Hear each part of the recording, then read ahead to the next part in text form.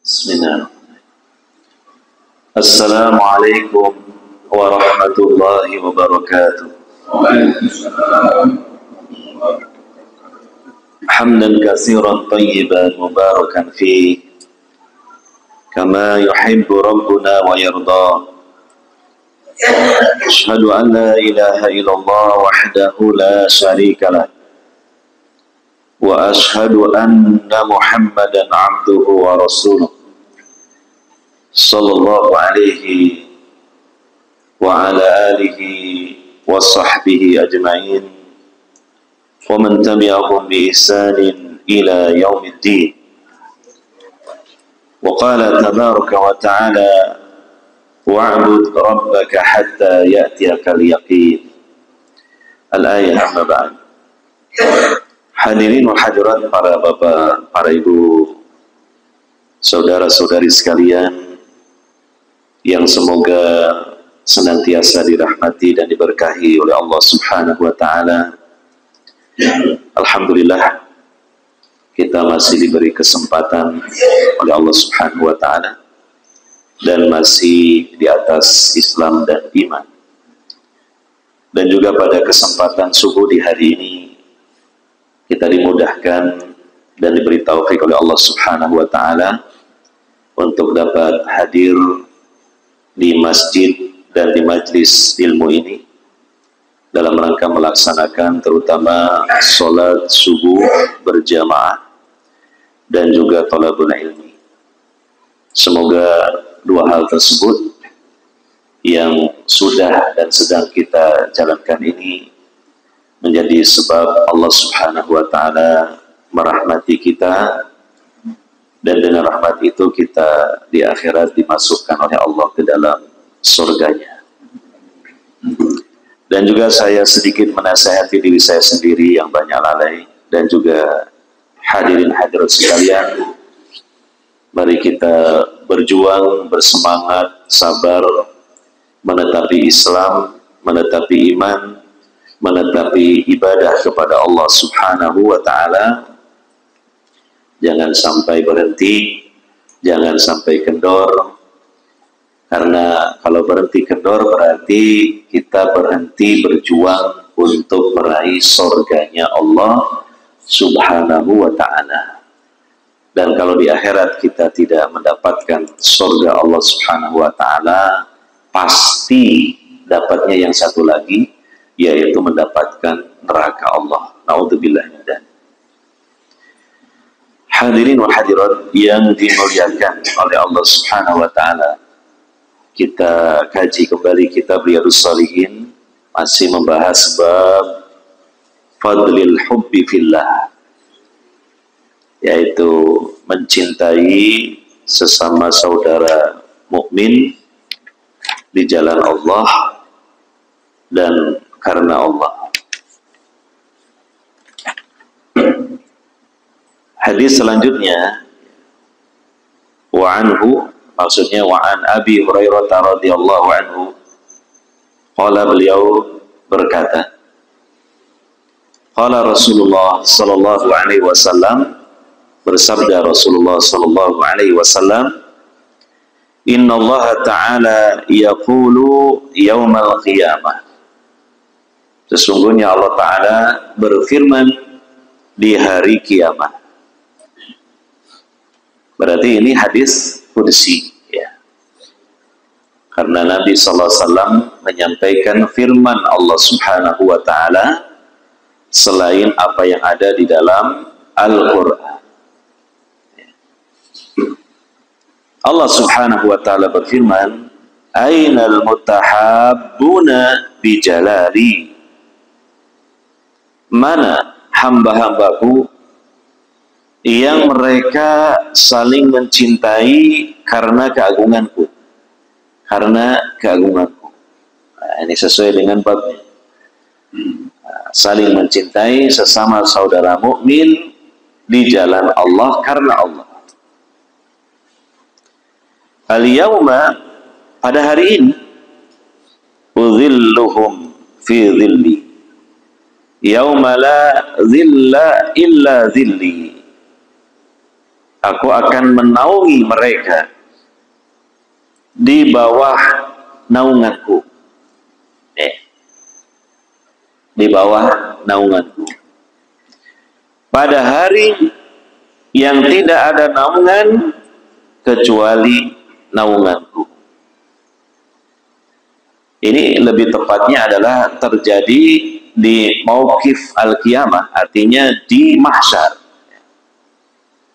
Dikala seluruh manusia dikumpulkan di mahsyar itu dalam kondisi yang sangat berat dan sulit sekali. Bagaimana tidak, sebagaimana telah digambarkan dalam hadis Nabi SAW keadaan mereka di tempat itu dan di saat itu. Dikumpulkan seluruh manusia jadi satu dalam keadaan tidak ada selembar kain pun yang menempel di tubuh mereka. Dan mereka tidak beralas kaki. Berada di tanah yang luas datar, yang kata Nabi putihnya seperti roti, yang tidak ada di atasnya satupun tumbuhan yang tumbuh, tidak ada satupun bangunan yang berdiri, tidak ada sesuatu pun yang dapat dijadikan sebagai naungan. Dan matahari pun didekatkan sangat dekat sekali, sejarak 1 mil, sekitar 1,6 kilometer saja. Terjadi huru-hara yang luar biasa. Beratnya ketika itu tidak bisa kita bayangkan. Dan orang-orang yang ketika di dunianya ada hubungan yang dekat, hubungan kekerabatan, hubungan suami istri, sudah tidak peduli satu sama lain. Nafsi-nafsi, sendiri-sendiri. Dan mereka gundah goncang karena mereka memikirkan nasib mereka masing-masing, apa yang akan mereka alami, bagaimana keputusan Allah Subhanahu wa Ta'ala mengenai nasib mereka. Maka dalam keadaan itulah betul-betul keadaannya sangat berat dan juga panasnya luar biasa karena matahari didekatkan sedekat-dekat. Sehingga digambarkan oleh Nabi SAW, manusia banyak yang berkeringat. Ada yang sampai kedua mata kakinya, ada yang sampai betisnya, lututnya, pinggangnya, dadanya, bahkan ada yang tenggelam dalam keringatnya sendiri. Saking panasnya keadaan seperti itu. Coba sedikit kita renungkan, hari-hari kita ini kan sering siang hari, di tengah hari, panas, matahari menyengat. Bahkan saya baca di media itu, untuk kota Mojokerto, ya, di hari-hari sekarang ini, di siang hari, itu panasnya katanya ya, paling panas di seluruh dunia. Padahal Mojokerto tidak seperti biasanya.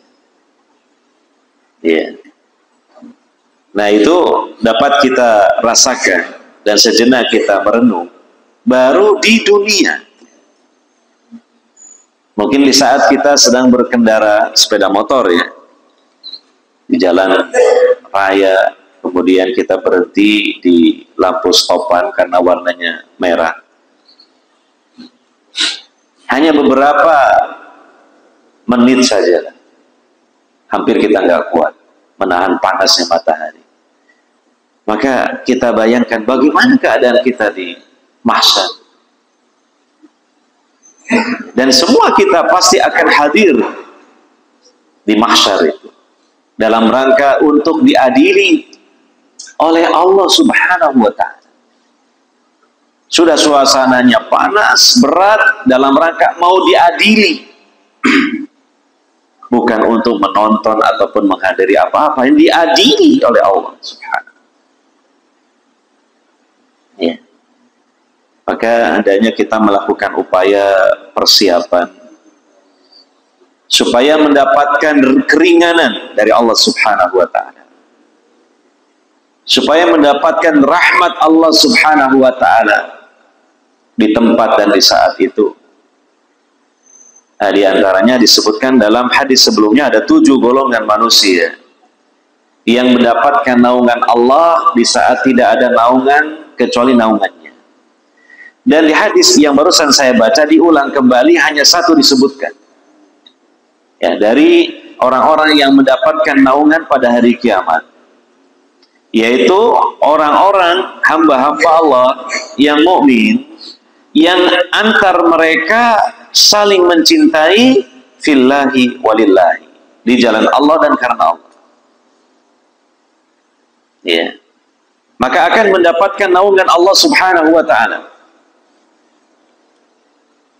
Dan dijelaskan oleh para ulama, ya, dengan menyimpulkan dari dalil-dalil yang ada bahwa naungan di sini wallahu alam yang jelas bukan zatnya Allah yang menaungi, tetapi Allah dengan kuasanya mendatangkan sesuatu untuk menaungi. Ada sebagian dari ulama menjelaskan kal ghamam, seperti mendung, seperti awan, semacam itu, yang kemudian berada di atas orang-orang yang memang berhak mendapatkan naungan itu, sehingga dapat menghalangi dari terik panasnya matahari ketika itu.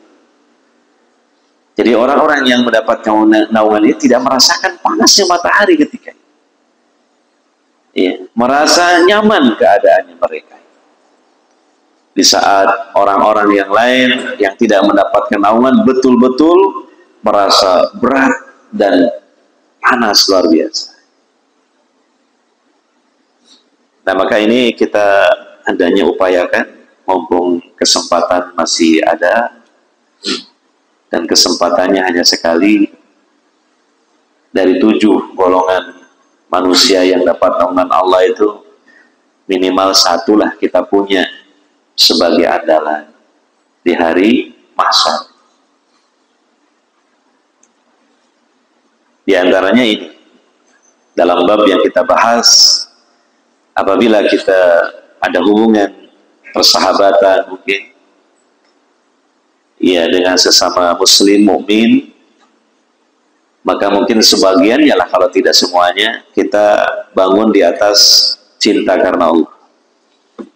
Sama-sama kita punya misi dan visi akhirat, menjalankan ketaatan kepada Allah Subhanahu wa ta'ala, lalu kemudian diniatkan ikhlas karena Allah Subhanahu wa ta'ala, harapan rahmat ganjaran dan keutamaannya dari Allah Subhanahu wa ta'ala, dan di antara keutamaannya yang paling kita inginkan mendapatkan naungan Allah di mahsyar di saat tidak ada naungan yang lainnya selain naungan Allah Subhanahu wa ta'ala. Ya, aplikasi sederhananya misalnya kita ada pertemanan di sini di jamaah Masjid Al-Ukhuwah. Sesuai dengan nama masjidnya juga Al-Ukhuwah, berarti dibangun di atas persaudaraan sesama muslim mukmin. Kan hampir rata-rata semuanya tidak ada hubungan nasab, tidak ada hubungan darah, tapi ini bersaudara karena direkatkan dengan kesamaan agama dan keimanan, kesamaan akidah. Maka sangat menunjang sekali untuk kita wujudkan hadis yang kita bahas. Ya, kita berupaya untuk hal tersebut, dan ini tidak mudah. Betul tidak mudah. Tanpa saya menjelaskan panjang lebar, panjenengan merasakan di hati-hati panjenengan semua bahwa menjalin kebersamaan, persatuan, kesatuan, persaudaraan, apalagi dalam waktu yang ya seterusnya, ya, tentu bukan hal yang mudah. Ada bisikan-bisikan gak baik, ya, untuk membenci, untuk mungkin hasad, untuk berpecah belah dan sebagainya.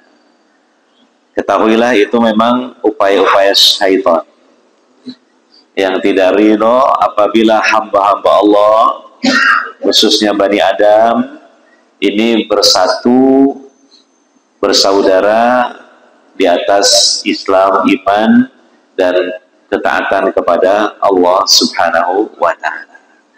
Tapi sejenak kalau ada seperti itu, ya kita pikirkan kembali.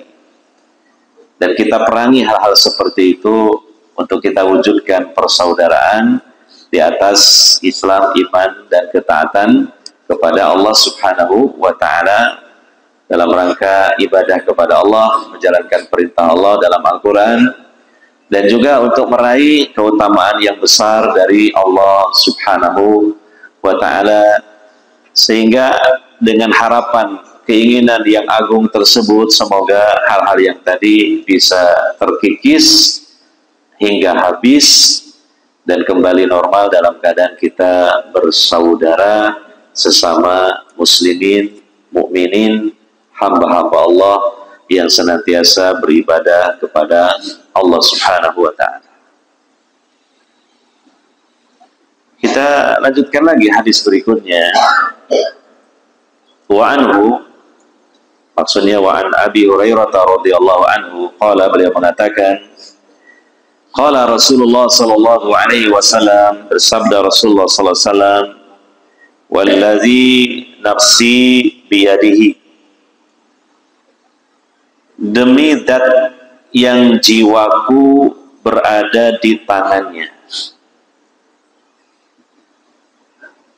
Atau dengan bahasa kalimat yang lain, demi Allah.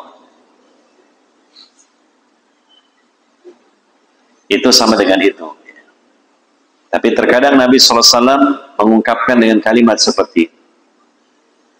Artinya tentu ada makna yang lebih, ya, untuk menunjukkan bahwa kita ini ibadun mamlukun marbubun, hamba-hamba Allah yang dimiliki, dikuasai oleh Allah. Jiwa-jiwa kita ada di tangan Allah. Hati-hati kita ada pada jari jemari Allah. Ubun-ubun kita dipegang oleh Allah Subhanahu wa Ta'ala. Siapa kita ini? Sekuat apapun kita, setinggi apapun jabatan kita, seluas apapun kekuasaan yang itu pun Allah berikan kepada kita, ya, kita lemah. Kita di hadapan Allah tidak berdaya. Maka jangan sombong, baik kepada sesama makhluk, lebih-lebih lagi kepada Allah Al-Khaliq. Dan kita wujudkan bentuk dari tidak sombongnya kita ini, pertama menerima kebenaran dari Allah Subhanahu wa Ta'ala, dari Al-Quran dan Sunnah Nabi Sallallahu Alaihi Wasallam. Dan ini adalah setinggi-tinggi ketawaduan seorang hamba kepada Allah Subhanahu wa Ta'ala. Qabulul haq, menerima kebenaran. Yang kedua adalah tidak merendahkan, meremehkan orang lain. Tidak menganggap diri kita lebih daripada orang lain. Karena kalau tidak demikian kita jatuh dalam kesombongan. Dan kesombongan itu adalah ridha Allah, selendang Allah yang tidak pantas kita mengambilnya. Dan hanya Allah saja yang pantas untuk sombong, karena Allah Al-Mutakabbir. Allahu Akbar. Nabi SAW mengatakan hakikat sombong adalah batalul haqqi wa ghamtun nasi, menolak kebenaran dan merendahkan orang lain. Jadi kalimat yang disampaikan oleh Nabi berupa bentuk sumpah ini menyadarkan kita semua tentang hakikat diri kita di hadapan Allah Subhanahu wa Ta'ala. Dan bahwasanya Allah Subhanahu wa Ta'ala punya tangan yang sesuai dengan keagungan dan kemuliaannya, tanpa boleh kita samakan dengan tangan siapapun, dan tanpa boleh kita membayangkan seperti apa tangannya. Kita imani saja. Karena Nabi SAW berbicara jelas dengan bahasa Arab yang jelas, dan beliau tidaklah berbicara melainkan atas bimbingan wahyu dari Allah Subhanahu wa Ta'ala. Maka kita menetapkan tentang sifat-sifat Allah sebagaimana yang Allah tetapkan sendiri dalam Al-Quran dan sebagaimana Rasulullah SAW tetapkan di dalam hadis-hadis beliau yang sahih. Inilah akidah yang sahihah, yang benar, dan ini akidah Ahlus Sunnah wal Jamaah. Dan sederhana memahaminya, tidak berbelit-belit dan tidak berpayah-payah kita untuk mendalam-dalami. Selanjutnya Nabi sallallahu alaihi wasallam dalam sabdanya ini, la tadkhulul jannata, tidaklah kalian akan masuk surga hatta tu'minu, sehingga kalian beriman. Berarti syarat utama untuk bisa masuk surga adalah kita harus menjadi hamba-hamba yang mukmin. Kalau tidak mukmin, forbidden untuk masuk surga. Tidak boleh, haram. Ya, bagi anda yang masih kafir, kalau ingin masuk surga, segera beriman. Mumpung kesempatan masih ada. Oh, Pak Ustaz, kok kenapa disebut kafir? Gak enak kedengarannya. Biar gak enak, supaya gak betah jadi orang kafir. Jangan dihalus-haluskan. Dihalus-haluskan nanti jadi orang kafir merasa nyaman. Akhirnya apa? Istiqomah dalam kekafiran. Naudzubillah. Jadi Allah itu maha mengetahui dan bijaksana menyebut orang-orang hamba-hambanya yang tidak beriman atau belum beriman kafirin. Itu sudah tepat sekali. Jangan seakan kita nggak terima dengan sebutan Allah Subhanahu wa Ta'ala. Siapa kita ini? Ilmu kita seberapa dibanding Allah Subhanahu wa Ta'ala? Biarlah seperti itu kita sebut, mengikuti Allah Subhanahu wa Ta'ala. Karena sebagian orang ada yang tidak sepakat, jangan menyebut kafir, non-muslim saja. Loh, kalau begitu nama surah dalam Al-Quran diganti apa ya? Bukan Al-Kafirun. Kan ada surah Al-Kafirun, jadi suratu ghairul muslimin gitu ya. Suratu ghairul mu'minin gitu ya. Dan setiap kalimat yang disebut dalam Al-Quran kafirun ganti saja gitu. Ya kalau bisa diganti saja. Wah, subhanallah. Kita ini siapa? Allah sudah tepat menyebut itu ya, dalam rangka memperingatkan dengan keras bagi hamba-hamba Allah yang belum berislam, belum beriman, segera berislam, beriman. Karena kesempatan hidup hanya sekali di dunia ini dan sebentar. Apabila nanti meninggal dunia menghadap Allah Subhanahu wa Ta'ala dalam keadaan tidak beriman, nah kata Nabi SAW dalam hadis tadi, la tadkhulul jannah hatta tu'minu, tidak akan kalian masuk surga kecuali kalau kalian itu beriman. Jadi Allah menyebut orang-orang yang belum beragama Islam dengan kafirun kafirin, bentuk kasih sayang Allah. Ini yang harus dipahami dengan baik.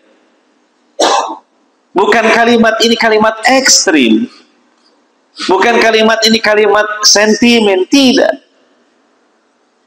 Supaya bergegas orang-orang kafir itu meninggalkan kekafirannya menuju Islam, menuju iman. Sehingga selamat hidupnya di dunia, terlebih kelak di akhirat, dan berhak masuk surga. Ya. Wala tu'minu hatta tahabbu, dan tidaklah kalian, ini maknanya ini dihubungkan dengan dalil yang lain, tidak sempurna keimanan kalian. Bukan tidak beriman secara mutlak, tidak sempurna keimanan kalian sehingga kalian saling mencintai, kalian sesama kaum mukminin saling mencintai. Nah, ini gak mudah lagi. Apabila kita belum bisa mewujudkan hal ini, berarti iman kita belum sempurna. Benci sana, benci sini kepada sesama mukmin, hasad sana, hasad sini kepada sesama mukmin. Ini berarti iman kita belum bagus, belum sempurna. Nah, jadi kita diingatkan kembali tentang hal ini. Untuk bagaimana kita mentazkiyah, untuk membersihkan hati kita dari kebencian-kebencian kepada kaum mukminin, hasad-hasad kepada kaum mukminin. Karena ini yang diperintahkan oleh Allah dan Rasulnya sallallahu alaihi wasallam, dan yang dicontohkan oleh Nabi sallallahu alaihi wasallam beserta para sahabat beliau radhiyallahu anhum ajmain. Ya, bagaimana mereka dalam berinteraksi, bermuamalah dibangun di atas mahabbah, cinta fillah walillah, di jalan Allah dan karena Allah.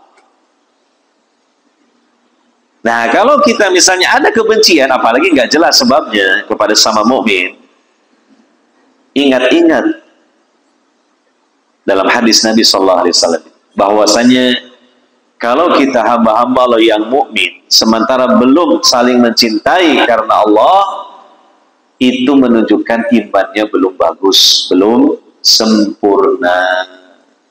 Meskipun sholatnya rajin, meskipun puasanya rajin, meskipun mungkin zakatnya rajin, meskipun ibadah hajinya sudah dilaksanakan, bahkan diulang lagi. Tapi kalau ada kebencian-kebencian, hasad-hasad kepada sesama mukmin, ini imannya belum sempurna. Nah, gampang ya. Nah, tapi mudah-mudahan dimudahkan oleh Allah Subhanahu wa Ta'ala. Ya.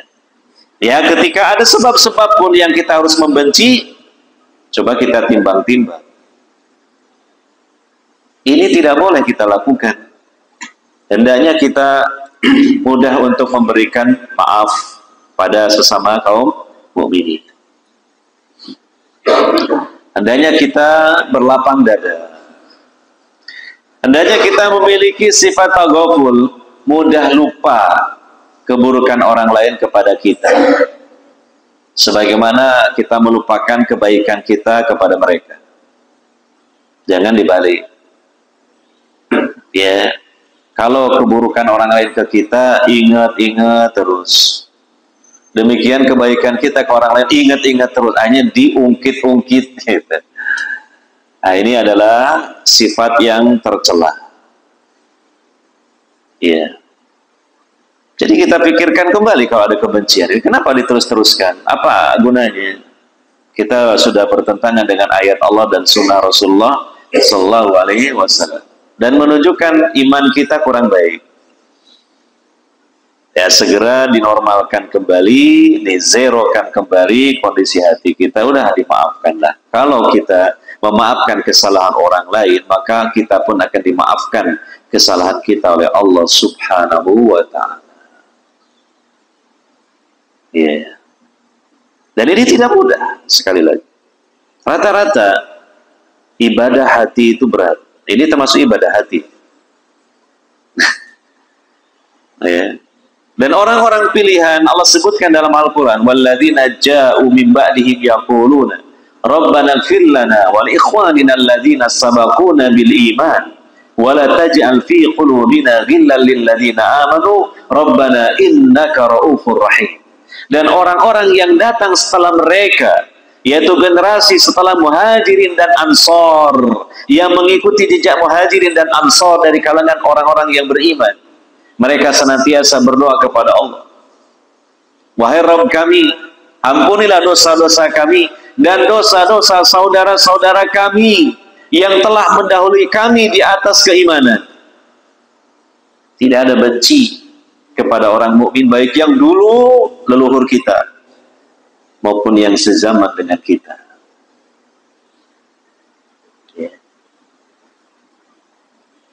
Rabbana ighfir lana wal ikhwana alladzina sabaquna bil iman wa la taj'al, dan jangan kau jadikan fi qulubina, di hati kami, ghilla, kebencian, lilladzina amanu, terhadap orang-orang yang beriman. Kita sering berdoa dengan doa ini, ternyata pada kenyataannya banyak membenci, berarti nggak sesuai dengan doanya. Maka harusnya disesuaikan dengan doanya. Jadi doa itu harus diiringi dengan ikhtiar. Ikhtiarnya menyesuaikan dengan isi doanya, kan gitu. Seperti kita berdoa kepada Allah, Allahumma inni as'aluka ilman nafi'an. Ya Allah, aku mohon kepada Engkau ilmu yang bermanfaat, tapi nggak pernah hadir di majelis ilmu. Ya, ilmu dari mana? Berarti terbukti itu doa kita nggak dikabulkan kalau begitu. Nah, ilmu dari mana? Walaupun kita tiap pagi minta sama Allah ilmu yang bermanfaat, nggak pernah hadir di majelis ilmu, nggak senang hadir di majelis ilmu, malas hadir di majelis ilmu, nggak konsekuen itu dengan doanya. Karena doa itu di samping permohonan kepada Allah juga semacam komitmen kita kepada Allah. Komitmen kita kepada Allah. Nah, kita harus komit dengan komitmen kita. Yeah. Nah, ini nasihat buat kita semua. Ya sudahlah, kebencian-kebencian, hasad-hasad, apalagi nggak jelas sebabnya, ini dikikis. Nggak bermanfaat, bahkan mudarat buat kita. Jadi sesuai dengan nama masjid kita ya, Al-Ukhuwah. Ternyata ya berat ya menjalankan konsekuensi dari makna masjid apa? Oh, hati-hati. Tadi ini sampai masjidnya Ukhuwah, ternyata ini musuhan kabeh misalnya. Kena ini titik, dokol, puri, gitu. Musuhan, diganti aja nama masjidnya, Ojo Ukhuwah. Gitu. Nah, jadi hati-hati jenengan itu kalau sepakat menyebut nama ini Masjid Ukhuwah, kalau bisa pegang itu makna dari apa? Al-Ukhuwah. Apa Al-Ukhuwah itu apa artinya? Persaudaraan sesama muslim, sesama mukmin. Bagus ini nama masjid ini, luar biasa. Ya, yeah. Kita belajar. Makanya ini diantaranya dalam bab ini kita belajar, gak gampang ternyata. Iya, yeah. Kalau ada permusuhan nanti islahlah, segera diselesaikan. Jangan diterus-teruskan sampai hari kiamat. Kalau ya di hari kiamat itu hisabnya lebih enak kalau kita itu bersaudara, saling menyayangi. Yang berat itu kalau saling memusuhi, ya itu hisabnya itu di akhirat nanti. Karena hukum asal sesama muslim mukminin itu kan bersaudara, saling mencintai. Kalau ada permusuhan, kebencian, itu berarti menyelisih dari hukum asalnya. Maka itu yang lebih rumit hisabnya. Artinya apa? Kalau di hadapan Allah nanti, kenapa kamu membenci saudaramu? Kan begitu. Tidak mungkin, kenapa kamu mencintai saudaramu? Ya enggak, itu kan kita bersaudara. Tapi kenapa kamu membenci? Lain kan yang jadi masalah. Apa alasan? Ya, kita nggak punya alasan untuk membenci, hasad, dan seterusnya, memusuhi. Ya.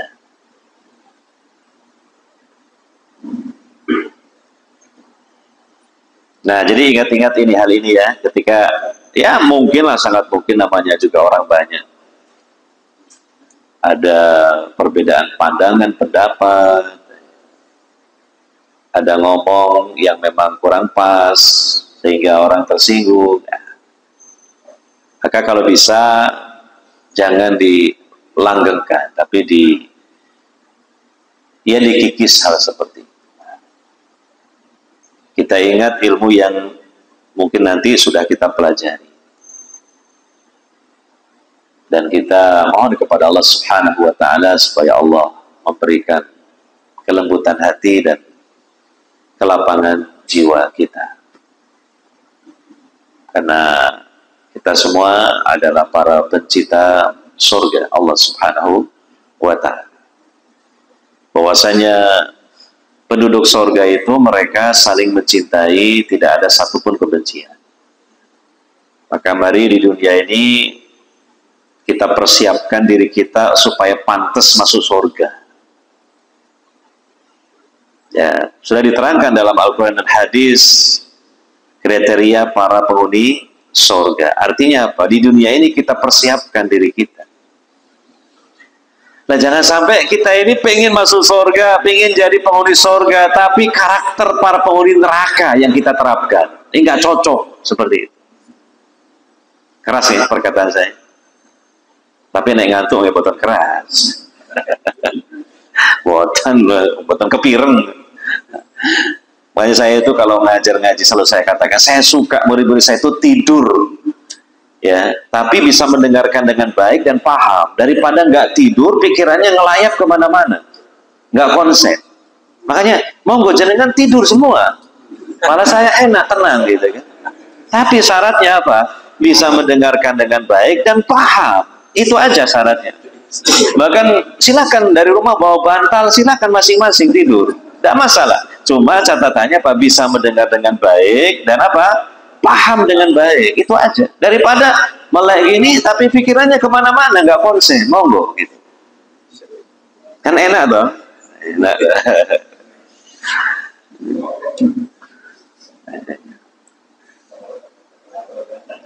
Nah, nggak enak toh, boten kalau neken ya boten ya. Iya.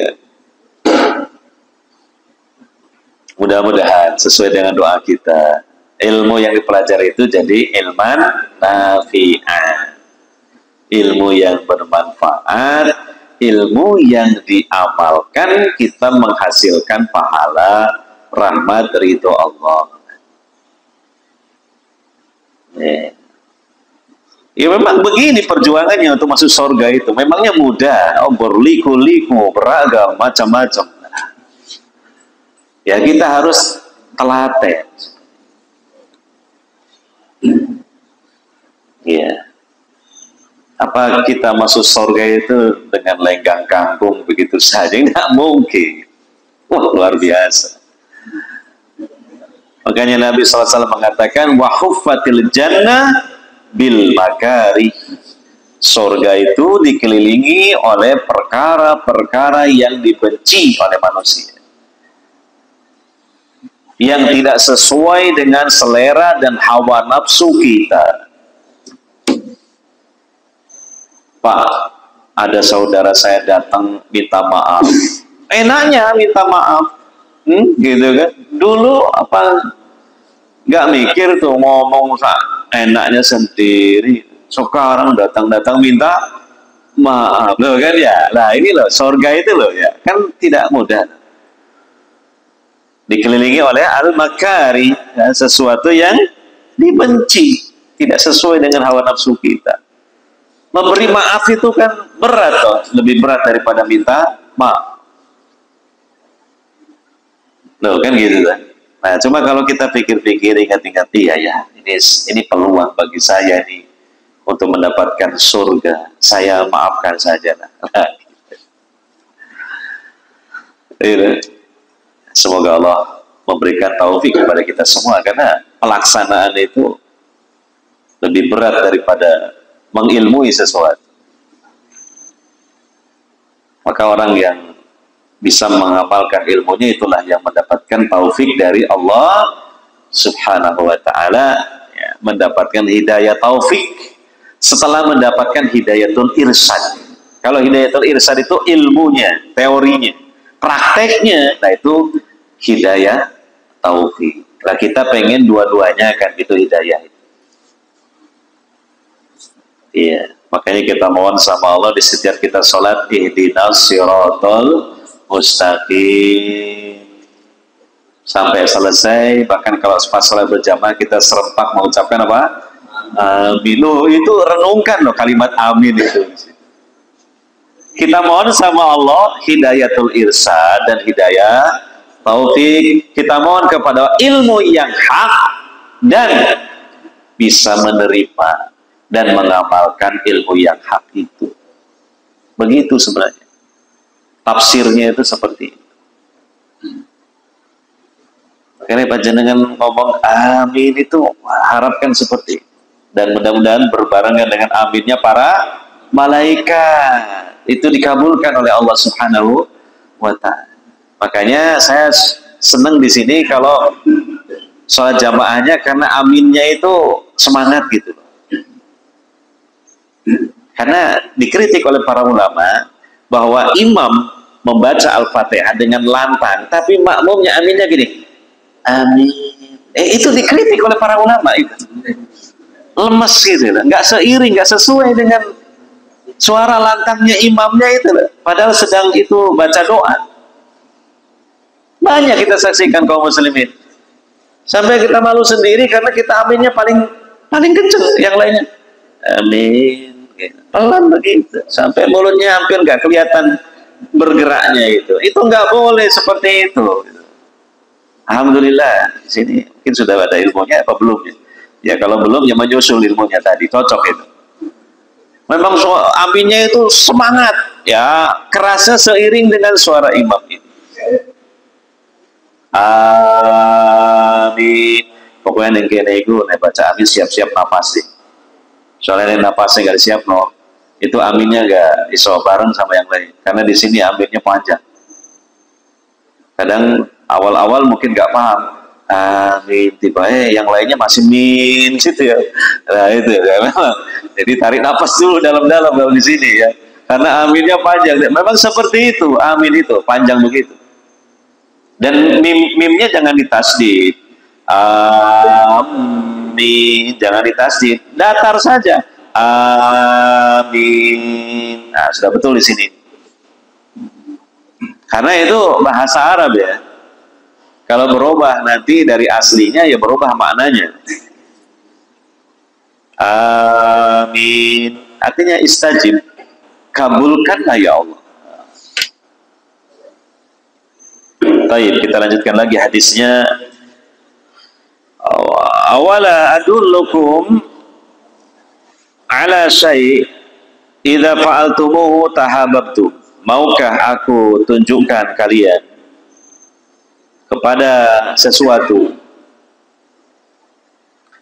jika kalian mengamalkannya kalian akan saling mencintai.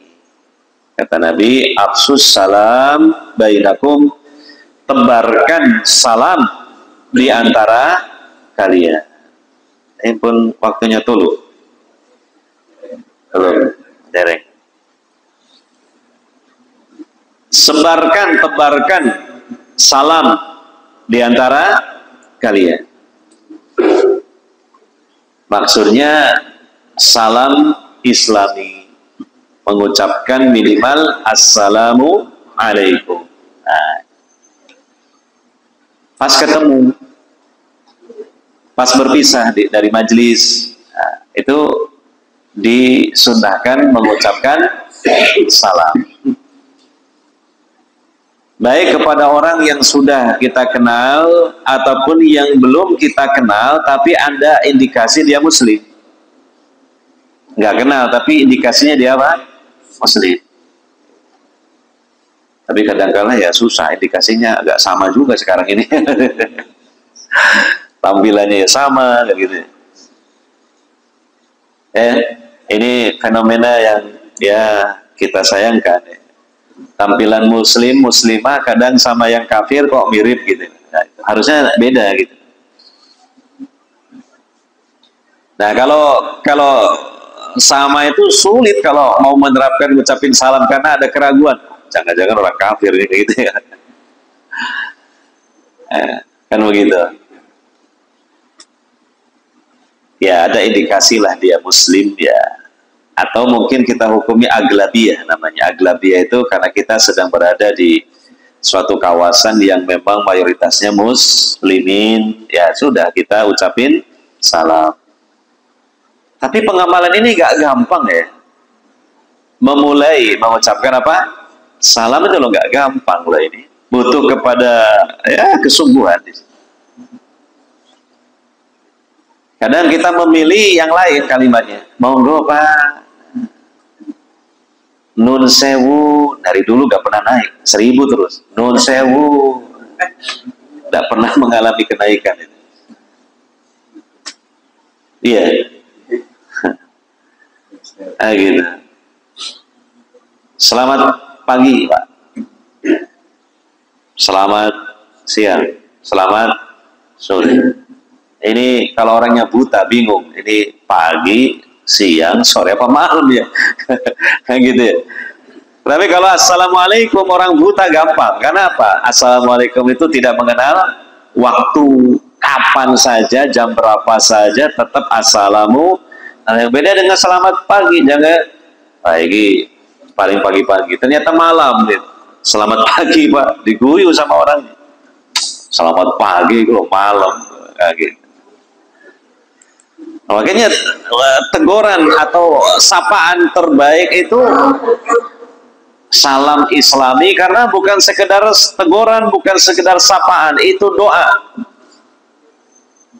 Mendoakan, saling mendoakan sesama muslim, pertama keselamatan. Kalau dilanjutkan lagi, rahmat, supaya Allah memberikan rahmat. Dilanjutkan lagi berkah, coba. Keselamatan, rahmat, keberkahan Allah. Ini luar biasa itu. Lo bisa jadi loh seorang hamba itu loh selamat dunia akhirat karena sering mengucapkan dan diucapin salam Islam. Bisa jadi karena itu doa. Bisa jadi loh seseorang loh, di akhirat heran, aku kok selamat ya dari neraka, Allah masuk surga. Padahal perasaan gue yo, amalku yo titik, aku biar ibadah yo males. Ya, bisa jadi karena apa? Lah karena didoakan. Ya. Berapa ribu kali seumur hidupnya didoakan keselamatan. Assalamualaikum, waalaikumsalam. Oh, didoakan selamat. Apalagi mungkin ya yang menjawab salam itu seorang yang alim, soleh, tawadu, doanya makbul. Sekali dijawab salamnya dikabulkan sama Allah. Bisa jadi. Assalamualaikum, waalaikumsalam, dikabulkan sama Allah. Berarti apa? Selamat dunia dan akhirat. Nah, ini kita kaum muslimin di zaman sekarang ini kurang sih, sudah di mana-mana kurang semangat mengucapkan salam Islam. Maka ini yang harus kita hidupkan kembali. Salah satu sunnah Nabi SAW. Ya, bukan berarti ucapan-ucapan sapaan yang lain dilarang, tidak. Tapi kalau bisa mengutamakan ini. Assalamualaikum, waalaikumsalam. Gimana Pak kabarnya? Nah. Assalamualaikum, waalaikumsalam. Monggo Pak. Nah, kan ada salamnya didahulukan.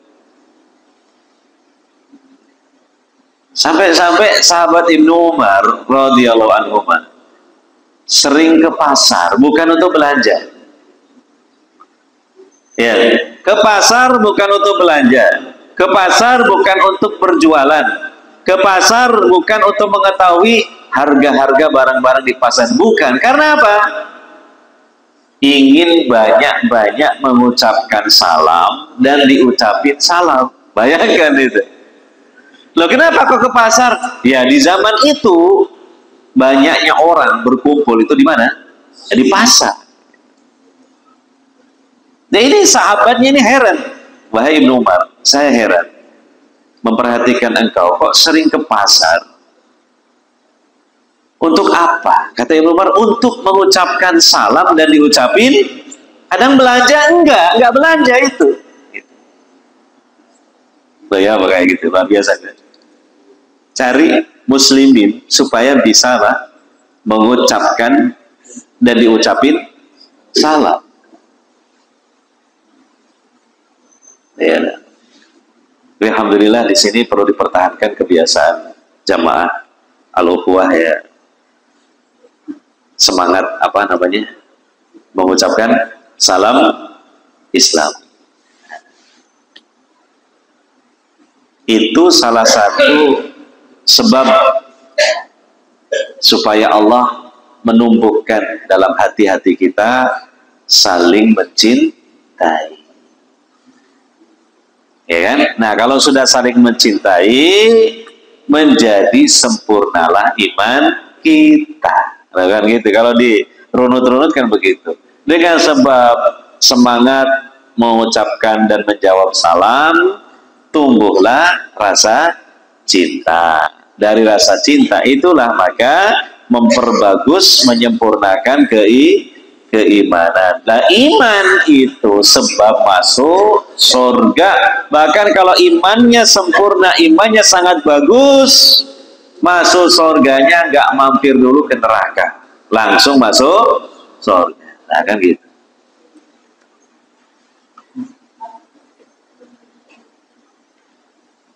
Minimal mengucapkan assalamu alaikum. Yuk diupayakan makhrajnya, hurufnya yang pas. Saya pernah dengar ada teman di jamaah masjid lain ya, mengucapkan salamnya begini, assalamu alaikum. Loh, kok ain semua gitu kan? Pak, bahasa Arab itu tidak semuanya ain, ada hamzahnya. Jadi yang di depannya pakai hamzah atau alif, namanya alif wasol lah. Nah, tapi sama dengan karena di depan ya dikasih harokat fathah, sama dengan hamzah. As biasa, as baru yang kedua alaikum. Nah, ini selalu saya dengar, akhirnya saya tegur, kenapa? Kok sering begini? Assalamualaikum, ain semua gitu. Keliru itu. Jadi maknanya berubah. Saya nggak mau. Kenapa? Karena sampean itu aku mengucapkan salam nang sampean apik kalimatnya, dijawab elek gitu. Saya udah pas, assalamualaikum, waalaikum. Loh, pakai ain. Oh, betul kalau itu. Ya, kalau dia ngucapin salam ke saya, assalamualaikum. Pakai ain dua-duanya. Ya, pelan-pelan dibedahi, kan yo sudah sering diucapkan dan kalimatnya kan pendek saja. Sebab itu kan doa. Ya. Dan jawablah salam yang sepadan atau dilebihkan, jangan kurang. Kan itu dalam Al-Qur'an. Fa idza huyitum bi tahiyyatin fahayyu. Ya. Apa? Fahayyu bi ahsana minha. Ya. Jadi ya paling tidak yang sepadan lah, yang sepadan. Assalamualaikum dijawab waalaikumsalam. Assalamualaikum warahmatullah, ya minimal menjawabnya yang sepadan. Waalaikumsalam warahmatullah. Dan jangan warahmah, itu salah. Belum selesai kalimatnya. Assalamualaikum warahmatullah. Waalaikumsalam warahmah. Ini salah itu. Warahmatullah, warahmah. Salah itu ya, perlu diperbaiki. Warahmah, rahmatnya siapa? Kayak gitu. Ya, jadi diperhatikan. Jadi jangan asal aja ya kita berucap, tapi ya dipaskanlah dengan lafadznya yang benar, karena itu merupakan doa dan bahkan syiar kaum muslim. Yeah. Nah, dilebihkan itu lebih baik, afdol. Dan kalau menjawab juga harus pas, jangan waalaikumsalam, karena saudaranya ketika mengucapkan itu assalamualaikum, maka jawabannya waalaikumsalam, jangan waalaikumsalam. Nah, itu nggak pas. Ya, ada alif lam ta'rif di situ, sehingga diwasol. Dalam ilmu tajwid itu alif lam syamsiyah. Maka menjawabnya begitu, wa alaikumus salam, bukan wa alaikum salam. Kalau jawabannya waalaikumsalam, itu berarti saudaranya ketika mendahului mengucapkan begini, salamun alaikum. Jawabannya waalaikumsalam. Nah, itu pas. Masalahnya kan saudaranya yang mendahului tidak begitu kalimatnya. Kalimatnya apa? Assalamu alaikum. Jawabannya waalaikumsalam. Loh kan. Jelas ya? Wah, Agus biasanya ngono Pak, ya kebiasaan yang salah itu ya coba dipertahankan gitu. Harus diperbaiki. Ya. Oh, angel Pak, angel itu ya pertama, lama-lama ya terbiasa. Nah, gitu. Assalamualaikum. Waalaikumsalam. Gampang tuh. Tambahi kumus itu kan kaf mim sukun, cuma karena ada alif lam ta'rif di wasol, mimnya itu dikasih harokat dhammah, kan begitu dalam bahasa Arab begitu, sehingga kalimatnya menjadi waalaikumsalam. Karena kalau nggak diwasol dengan mengharokati mim harokat dhammah itu susah mengucapkannya. Coba dari gimana? Waalaikum assalam, jadi gitu, itu nggak nyambung namanya. Berarti apa pilihannya tadi? Pilihannya waalaikumsalam. Nah, ini pembenahan sehingga semakin berkualitas pengamalan kita dalam mengucapkan atau menjawab salam Islami. Doa itu luar biasa, Masya Allah, senang kita didoakan. Selamat, kata para ulama, selamat dari apa? Selamat dunia akhirat, selamat dari bahaya, selamat dari penyakit, selamat dari bala. Kan? Begitu. Begitu.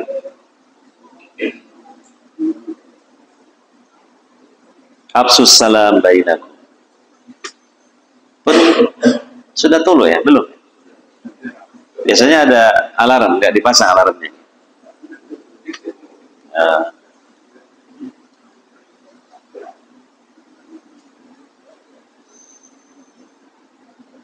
Ya, mungkin ini sajalah ya yang dapat kita bahas pada kesempatan kali ini. Semoga menjadi ilmu ya bagi kita, ilmu yang bermanfaat.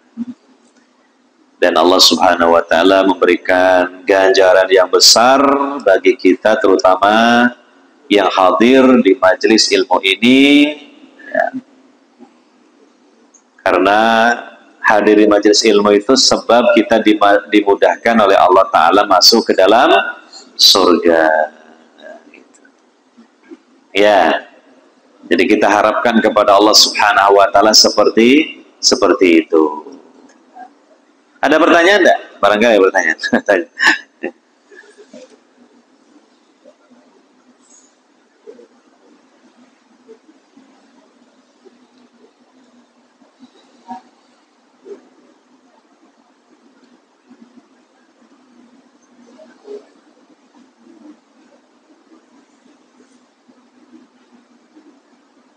Sholat duha jam berapa awal sholat duha?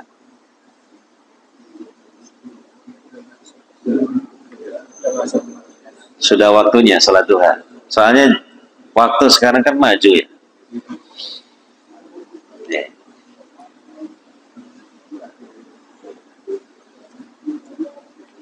Oke. Sampai di sini dulu. Mohon maaf dari saya. Mungkin ada tutur kata yang kurang berkenan di hati panjenengan semua. Kita akhiri. Subhanakallahumma wa bihamdika asyhadu an la ilaha illa anta astaghfiruka wa atubu ilaik. Wa sallallahu ala nabiyyina Muhammadin wa ala alihi wa sahbihi ajma'in. Walhamdulillahi rabbil alamin. Wassalamualaikum warahmatullahi wabarakatuh.